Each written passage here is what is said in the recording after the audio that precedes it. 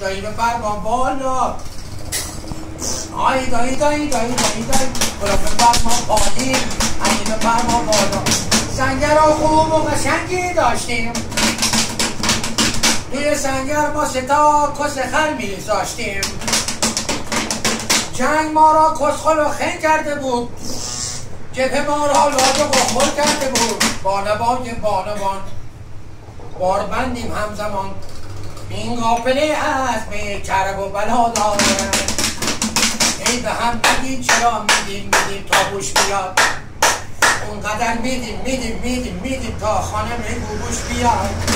جلبوش بیاد یادوش بیاد کاش که هیچ وقت هوا تاریک نمیشد بابا به مامان جون نزدیک نمیشد کاش که خوابم میومد میخوابیدم این همه چونده ها رو نمیدیدم تا بابا شیطونی آغاز میکنه مامانش دو لنجش باز میکنه باز خیلی باز اون برش باز شیراز امواز پنجره باز خرید باز اون برش باز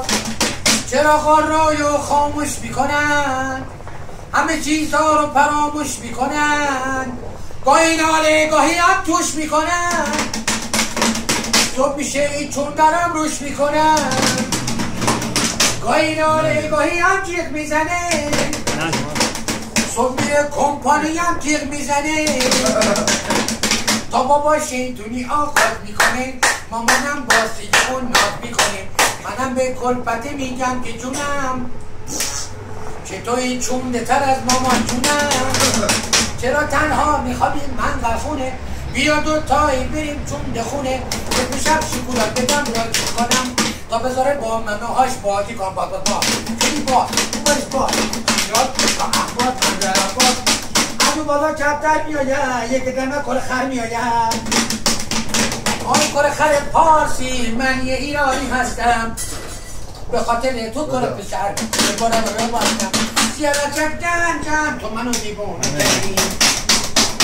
من آمدم اونم مروفم بروم بوی مک اون که به وقتی تنها کسم بود تنها پناه دل بی کسم